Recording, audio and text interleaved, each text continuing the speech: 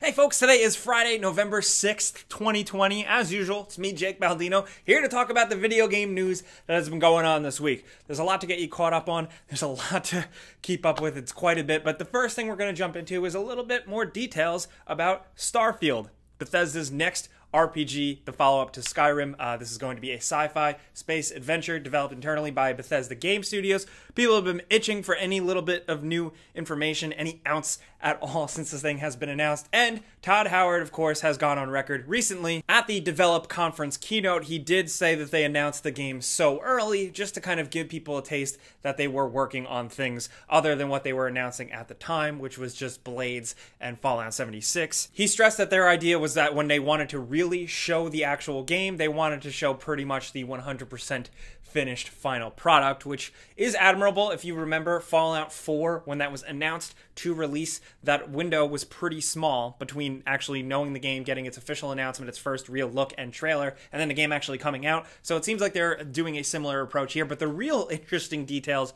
are here. We have more people doing engine work now by a factor of 5 probably than we've ever had. So the overhaul on our engine is the largest we've ever had, maybe larger than Morrowind to Oblivion. There are things we do that we still like, the way we build our worlds, the way people can mod it. These are things that I think are fundamentally good about our tech stack. But from rendering to animation to pathing to procedural generation, I don't want to say everything, but it's a significant overhaul. It's taken us longer than we would have liked, but it's going to power what we're doing with Starfield and Elder Scrolls 6. And I think when people see the results, they'll hopefully be as happy as we are with what's on the screen and how we can go about making our games. According to Video Games Chronicle, he did also go into procedural generation and just highlighting how much work they have put into procedural generation and how that can help them to focus on the stuff that they really want to handcraft and detail. And it sounds like things are moving along with Starfield. That's just a small update, but I'm curious to hear what you guys think about this, considering this is still a ways off. Are you happy to just know that the game is being made and you don't really need any big updates until the thing is actually done and ready to release? Or do you just like trickling information out long term, building up your expectations, possibly too high, but which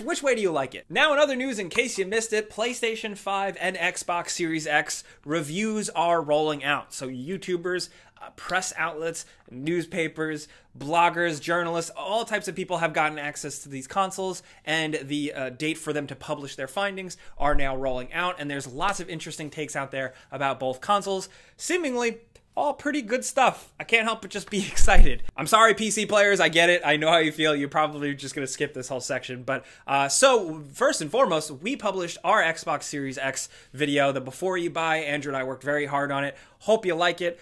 General consensus is the hardware is very impressive. We just wish there were more games to play on it right now. I will link that in the description below if you want to check that out, as well as our other videos and just some good articles about it. But on the PlayStation 5 side, our before you buy video, our review, my review is going to be out after launch. I'm sorry, some of you guys are gonna wait a little longer. Pre-orders are sold out anyway, so it doesn't mean much, but thanks for your patience. I hope you think it's worth it. It will be, but we just don't have our hands on the console yet. That being said, for people who do have the PlayStation 5 console in their hands, things do seem pretty interesting. We've gotten some good first looks at some gameplay. I'm going to link a bunch of stuff, including Yang and ACG, my good reviewer pals. Their videos will be linked in the description below. I highly recommend checking them out, specifically for Spider-Man Miles Morales, but I'm also going to be linking some articles from Digital Foundry and Us Gamer, or US Gamer, detailing everything. It seems like the backwards compatibility features of PlayStation 5 are pretty good. The controller sounds really exciting, and it seems like some reports are saying that the console doesn't get loud, which is really, really, really nice. If you own a PS4, you know what I'm talking about. Like I said, I'm just passing off the information. I'm the messenger here. We're going to link some good stuff, some resources for you guys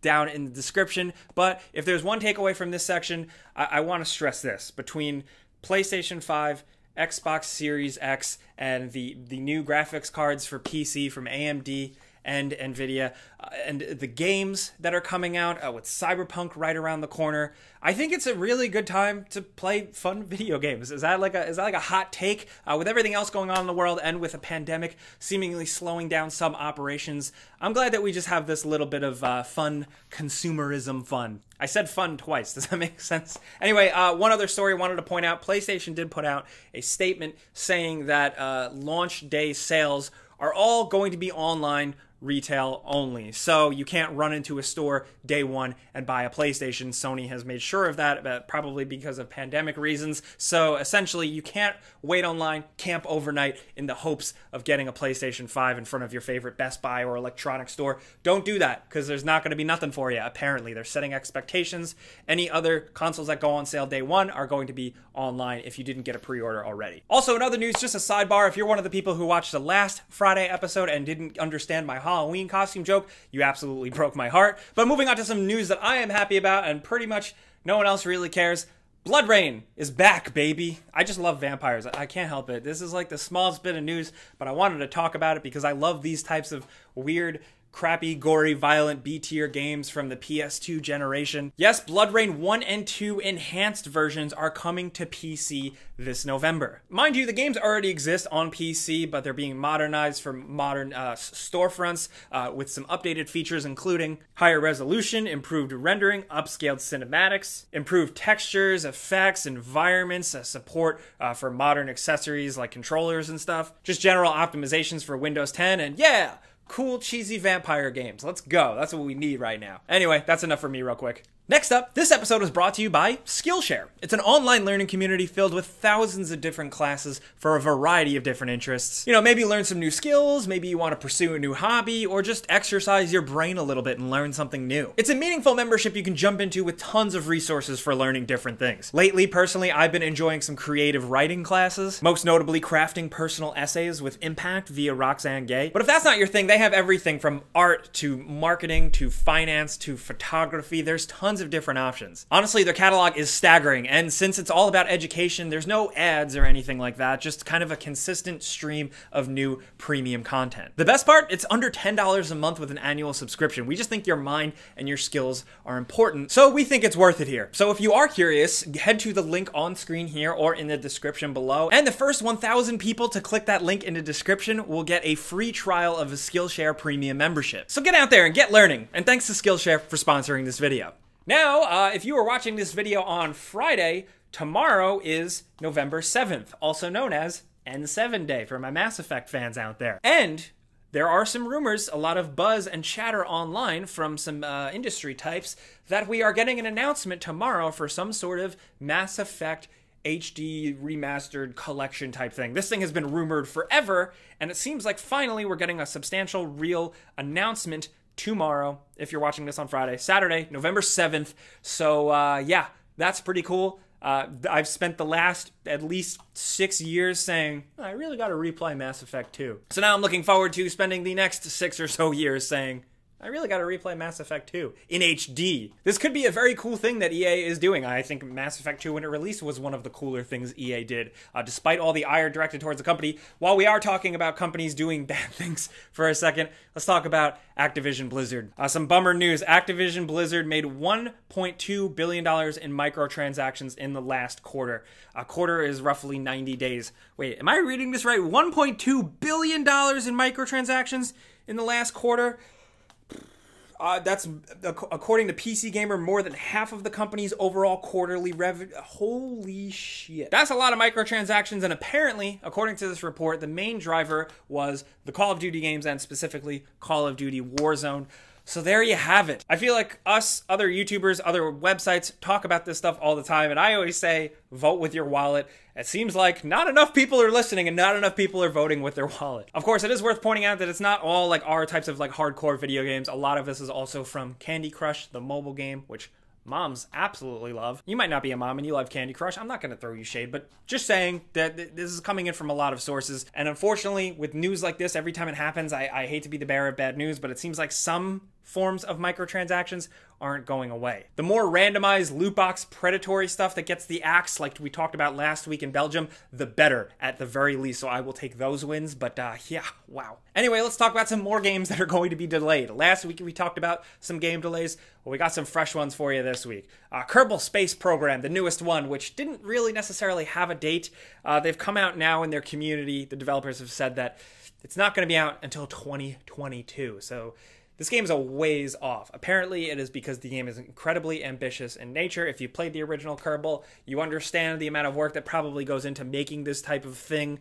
PC fans are going to have to wait quite a while, but I'm hoping that it'll be worth it for something as cool as this. Also, that horror game, The Medium, that was like an Xbox Series XS console exclusive, has now been pushed to January. We thought it was going to be a launch game for Xbox, then it got moved later on. Now, definitively, it is January 28th, 2021. They cited specifically, I appreciate the transparency, that it was because of the COVID-19 situation, but also just because of the release schedule currently, with the amount of insane games coming out, all the big heavy hitters. This game needed a little bit of breathing room, so I get it. I love horror games. I'm bummed. I was looking forward to that, but at least now in January, maybe I'll have a little bit of extra spare time to play it. Also, not in delayed news, but in It Still Exists news, From Software on October 30th or 31st did tweet a little follow-up saying, hey, Elden Ring still exists. We are still working on it. Please be excited, which is a very Japanese, humble thing to tweet. I love that. So there you have it. At least I know a lot of you guys tweet me and DM me and stuff saying, Jake, do you have any Elden Ring news? That's it. That's not from any inside source. It's literally from their Twitter. But that's it. That's the update, man. They're still making it. Thank God for that. But speaking of all the video games coming out, we have a lot of videos we got to get back to work on. So I got to cut this short.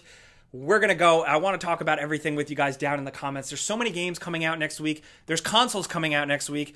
There's a Call of Duty coming out next week. There's a Spider-Man game coming out next week. Like, every type of player is getting something next week. So I want to know if you're playing any of these on new consoles or our old consoles or PC. What are you playing? What are you interested in? Please, I always say it, but let us know in the comments, just for feedback's sake, for like what we know, what videos, what games we should focus on. Does that make sense? We can talk about anything down in the comments, but ultimately that's what I want to hear from you guys the most. And I always say it, things get a little crazy down there in the comments, so if you want to yell at me or find me or ask me directly, Twitter and Instagram at Jake Baldino. Also, if you are looking for another place to talk with other video game like-minded people, maybe find people to play with, or just a good community overall, discord.gg/gameranx. We've been kind of revamping some of the layers and structures over there. So if you're looking for community, go head over there. And shout out to our mods. They are literally the best people. But we're going to go. So like I always say, clicking the like button does legit help us. Thank you if you did that. And also consider subscribing if you're new, because we put out videos every single day. But if you want to catch me, check out the Before You Buy videos, and I'm here every Friday. Thank you guys for watching. See you next time. Pizza's on me.